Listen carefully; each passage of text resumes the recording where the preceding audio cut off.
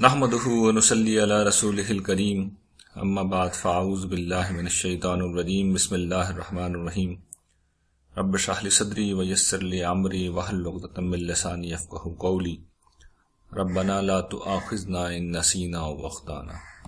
حاضرین گرامی قدر، ہم اس کورس میں آخرت کے دلائل کا مطالعہ کر رہے ہیں، اور پچھلے لیکچر میں ہم نے جوڑے کی اور ترتیب و تدریج کی قرآن مجید کی جو دلیل ہے اس کا مطالعہ کیا تھا، اور اس میں ہم نے یہ دیکھا تھا کہ اللہ تعالیٰ نے اپنے طریقہ تخلیق کو سامنے رکھتے ہوئے لوگوں کو یہ بتایا ہے کہ جس طرح انہوں نے اس دنیا میں ہر چیز جوڑے کی شکل میں بنائی ہے، تو خود اس دنیا کا بھی ایک جوڑا ہے، اور وہ آخرت کی آنے والی دنیا ہے۔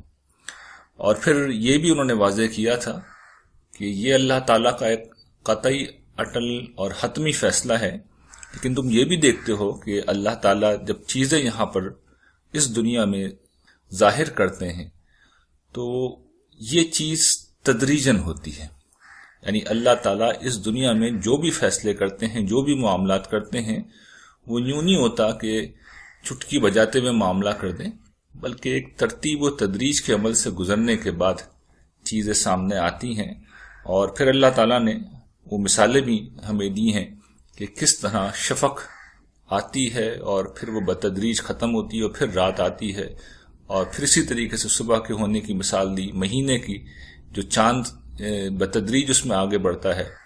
اس مثال کو دیکھ کے یہ بات سمجھایا کہ اللہ تعالیٰ کے فیصلے ایک خاص طرح سے بتدریج اور ایک ترتیب کے ساتھ ظاہر ہوتے ہیں۔ تو قیامت کا دن بھی آئے گا، اس کے آنے میں کوئی شک نہیں ہے، لیکن یہ دنیا کا ایک ایسا جوڑا ہے جو دنیا کے ختم ہونے کے بعد قائم ہوگا، اور اس کی مثال ایسی ہے جیسے کہ رات کی تاریکی کے بعد تم دیکھتے ہو کہ صبح کی روشنی طلوع ہوتی ہے۔ تو اگر رات کے وقت تمہارا یہ گمان ہے، اور رات کے اندھیرے کو دیکھ کے تمہارا گمان ہے کہ دن نہیں آئے گا، تو یہ غلط فہمی ہے، دن ہر حال میں آئے گا۔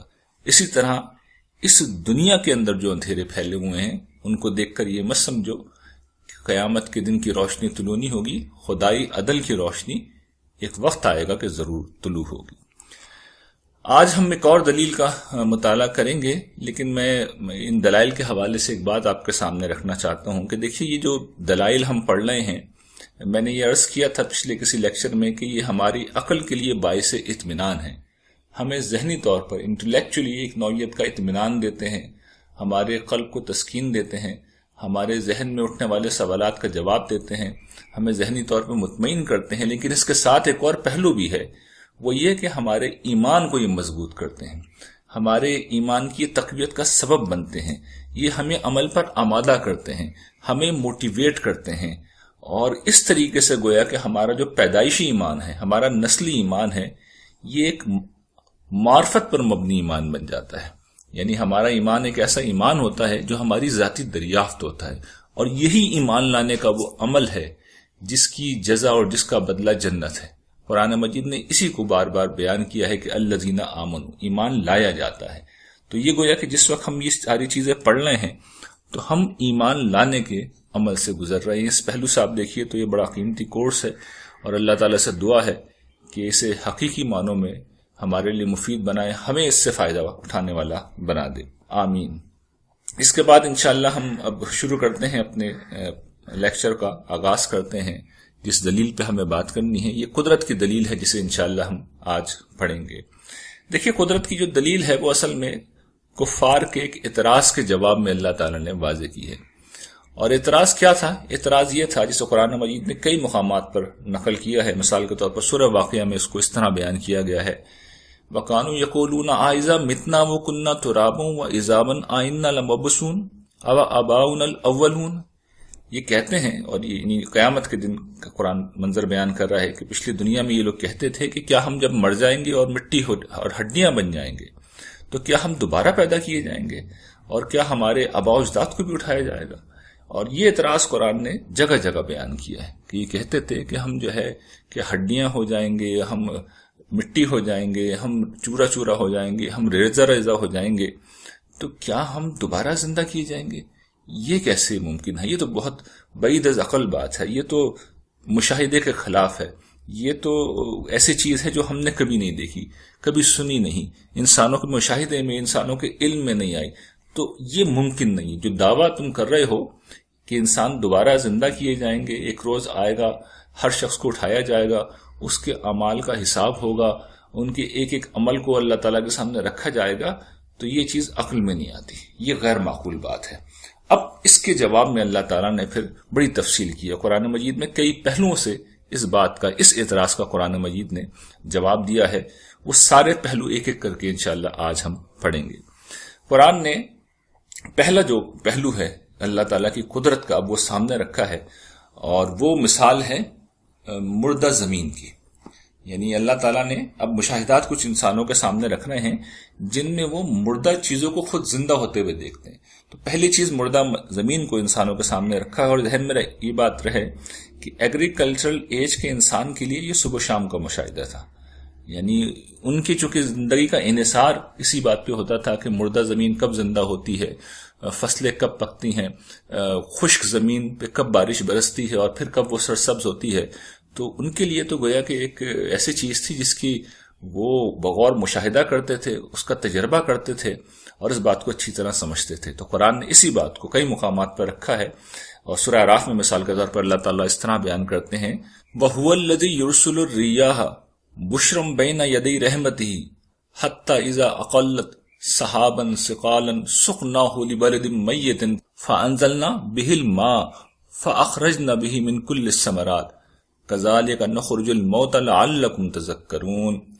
مطلب اس بات کا یہ ہے کہ دیکھو یہ تمہارا رب ہی ہے، پروردگار ہی ہے، جو ابر رحمت سے پہلے ہواؤں کو خوشخبری بنا کر بھیجتا ہے، یہاں تک کہ جب وہ بوجھل بادل کو اٹھا لیتی ہیں، ہم اس کو ہانکتے ہیں کسی بے آب و گیاب زمین کی طرف، اور پھر وہاں پر پانی برساتے ہیں، بارش برساتے ہیں، اور پھر اس سے ہر طرح کی پھلوں کو پیدا کرتے ہیں، اور پھر اللہ تعالیٰ کہتے ہیں اسی طرح ہم مردوں کو اٹھا کر زندہ کریں گے تاکہ تم یاد دہانی حاصل کرو۔ یہ تمہیں بات سمجھائی جا رہی ہے تاکہ تم یاد دہانی حاصل کرو۔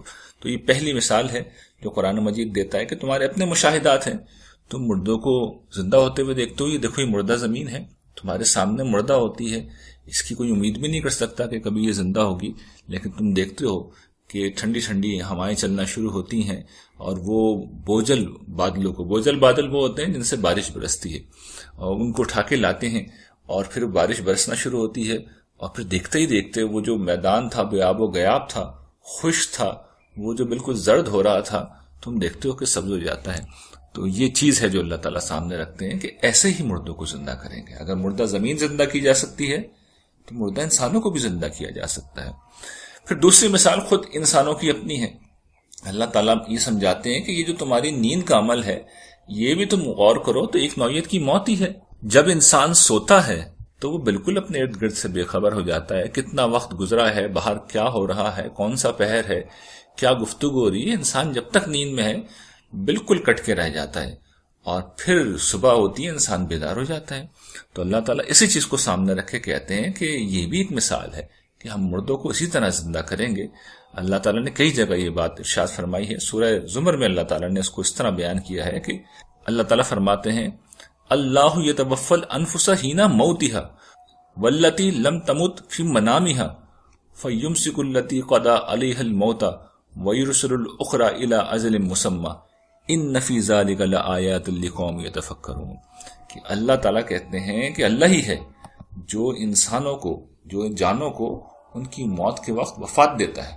یعنی انسانوں کو اللہ تعالیٰ وفات دیتے ہیں، انہیں موت دیتے ہیں، اور ٹھیک اسی طریقے سے وہ بیان کرتے ہیں، ٹھیک اسی طریقے سے وہ نیند کے وقت بھی لوگوں کو کی روحیں قبض کر لیتے ہیں، اور ان کی موت مگر ابھی نہیں آئی ہوتی تو ان کو پھر دوبارہ زندگی دے دیتی ہے، ان کو زندگی دوبارہ دے دی جاتی ہے، دوبارہ بیدار کر دیا جاتا ہے، اور جن کے لیے موت کا فیصلہ ہو جاتا ہے ان کو نہیں اٹھایا جاتا۔ ہوتا ہے، ہم مشاہدے میں آتی ہیں یہ چیزیں کہ لوگ جو ہے، بہت سے لوگ سوتے ہیں اور پھر اٹھ نہیں پاتے، نیند میں ہی ان کی موت آ جاتی ہے۔ تو اسی چیز کو قرآن مجید پیش کر کے کہتا ہے کہ اس میں بڑی نشانیاں ہیں، یعنی جس طرح تمہاری نیند ہے اسی طریقے سے تم ایک دن مرو گے، اور جس طریقے سے تم نیند کے بعد بیدار ہوتے ہو ایک روز قیامت کے دن ہم تم کو زندہ کریں گے۔ اسی طریقے سے قرآن مجید نے یہ جو انفس و آفاق میں پھیلے ہوئے مشاہدات ہیں، مثال کے طور پر اجرام فلکی ہیں، یہ جو دن و رات ہیں، ان کو ہمارے سامنے رکھ کے بتایا ہے کہ بھئی یہ چیزیں بھی تو رخصت ہوتی ہیں نا، جاتی ہیں، اور جب چلی جاتی ہیں تو گویا کہ ان کے واپس آنے کا کوئی امکان ہی نہیں رہتا۔ تم دیکھتے ہو کہ سورج ڈوبتا ہے، تم دیکھتے ہو کہ چاند ڈوبتا ہے، تم دیکھتے ہو کہ تارے ڈوبتے ہیں، یہ چیزیں ڈوب جاتی ہیں تو ایسا لگتا ہے کہ اب یہ لوٹ کے نہیں آئیں گے، لیکن تم دیکھتے ہو کہ اگلے دن آ جاتے ہیں۔ سورج تمہاری آنکھوں کے سامنے تم دیکھتے ہو کہ مغرب میں ڈوب رہا ہے، اور اس کے بعد کوئی امید نہیں رہتی کہ دوبارہ کبھی طلوع ہوگا، لیکن اگلے دن صبح مشرق سے وہ طلوع ہو جاتا ہے۔ تو اس بات کو بھی اللہ تعالیٰ نے سمجھایا ہے، فَلَا أُقْسِمُ بِرَبِّ الْمَشَارِقِ وَالْمَغَارِبِ إِنَّا لَقَادِرُونَ عَلَىٰ أَن نُبَدِّلَ خَيْرًا مِّنْهُمْ وَمَا نَحْنُ بِمُسْبِقِينَ۔ اللہ تعالیٰ کہتے ہیں کہ یہ سمجھتے ہیں کہ ہم انہیں دوبارہ نہیں پیدا کر سکتے، یعنی ایک سوال ہے، تو اللہ کہتے ہیں نہیں، میں قسم کھاتا ہوں، میں گواہی میں پیش کرتا ہوں اس کی جو تمام مشرقوں اور مغربوں کا مالک ہے۔ یہ بڑی خوبصورت اللہ تعالیٰ نے یہ کنایا کیا ہے کہ بھئی یہ جو مشرق و مغرب کا مالک ہے، ہر سورج کو جو مغرب میں ڈوبتا ہے وہ مشرق سے نکال لیتا ہے، تو تمہارا وہ پروردگار جو ہر روز سورج کے ساتھ یہ کام کر رہا ہے، چاند کے ساتھ یہ کام کر رہا ہے، تاروں کے ساتھ یہ کام کر رہا ہے، تو کیوں نہیں تمہارے ساتھ بھی یہ کرے گا؟ نہ صرف کرے گا بلکہ اس پر قادر ہے کہ زیادہ بہتر شکل میں پیدا کرے، یعنی ایسی زندگی کے لیے جو ہمیشہ رہنے والی ہے، وہاں کے لیے تو انسان کو ایک پرفیکٹ باڈی چاہیے، تو زیادہ بہتر شکل میں پیدا کریں گے، اور وما نحن بمسبوقین، اور ہرگز ہم اس سے عاجز نہ رہیں گے۔ یعنی اللہ تعالیٰ بالکل قدرت رکھتے ہیں اس بات کی۔ تو یہ اللہ تعالیٰ نے مثالیں دی ہیں۔ پھر عملی مشاہدات جو سب انسانوں کے سامنے ہوتے ہیں، ان کو پیش کرنے کے بعد قرآن مجید بعض ایسے واقعات کو بھی پیش کرتا ہے جو بعض انبیاء کے سامنے ہوئے یا ان کے پیروکاروں کے سامنے ہوئے، اور اپنی آنکھوں سے انہوں نے مردوں کو زندہ ہوتے ہوئے دیکھا ہے۔ مثال کے طور پر اصحاب کہف کا واقعہ ہے، آپ میں سے ہر شخص نے سنا ہوگا کہ وہ اپنی آنکھوں کے سامنے، اس وقت بحث یہی تھی کہ مردے زندہ ہو سکتے ہیں، جو زندگی ہوگی وہ مادی زندگی ہوگی یا روحانی زندگی ہوگی۔ تو اللہ تعالیٰ نے اصحاب کہف کو جو پہلے سو گئے تھے ان کو اٹھا دیا، اور یہ وہ پرانے زمانے کے لوگ تھے، اور جب وہ اٹھے تو پتہ چلا کہ یہ تو گویا کہ مردہ انسانوں کے زندہ ہو جانے کی بالکل تمثیل بن کے سامنے آ گئے ہیں۔ اسی طرح حضرت عیسیٰ علیہ السلام کا تو یہ معجزہ تھا کہ وہ مردوں کو زندہ کر دیتے تھے۔ تو یہ اپنی آنکھوں کے سامنے بھی لوگوں نے مشاہدات کیے ہیں، تو قرآن مجید نے ان کو بھی پیش کیا ہے، لیکن اصل استدلال وہ مشاہدات ہیں جو 3 مثالیں پیچھے ہم نے بیان کی ہیں، کہ مردہ زمین کا زندہ ہونا، اسی طریقے سے انسانوں کا سونے کے بعد پھر بیدار ہونا، اور پھر سورج چاند تاروں کا ڈوبنے کے بعد نکلنا، کہ یہ تمہاری آنکھوں کے سامنے کے مشاہدات ہیں۔ یہ ایک پہلو ہے خدا کی قدرت کا۔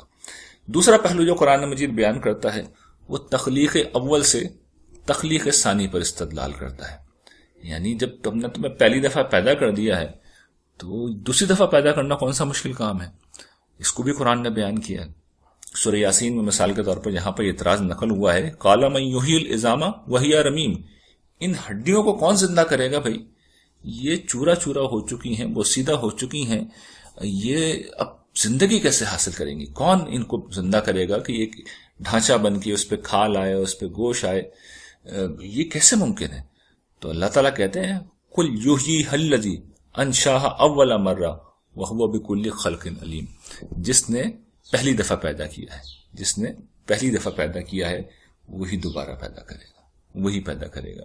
اور کئی مقامات پر قرآن مجید کہتا ہے کہ بھئی پہلی تخلیق کے مقابلے میں دوسری تخلیق تو زیادہ آسان ہے، تو ہم کیا پہلی تخلیق سے تھک گئے ہیں اسے بنانے کے بعد کہ دوبارہ نہیں بنا سکتے؟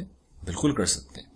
تو قرآن مجید نے اس کو بھی جگہ جگہ بیان کیا ہے کہ انسان پہلی دفعہ تو پیدا ہو گیا ہے، اب وہ کہتا ہے کہ دوبارہ پیدا نہیں ہو سکیں گے۔ عجیب بات تو یہ ہے، یعنی تم یہ کہتے ہو کہ عجیب بات دوبارہ پیدا ہونا ہے، ہم یہ کہتے ہیں زیادہ عجیب بات یہ ہے کہ تم یہ اعتراض کرو، اس لیے کہ پہلی دفعہ تو تم عدم سے وجود میں آئے تھے، اس دفعہ کم سے کم تمہارا نقشہ تو ہے، ہمیں تو صرف اس نقشے ہی کو ری بلڈ کرنا ہے۔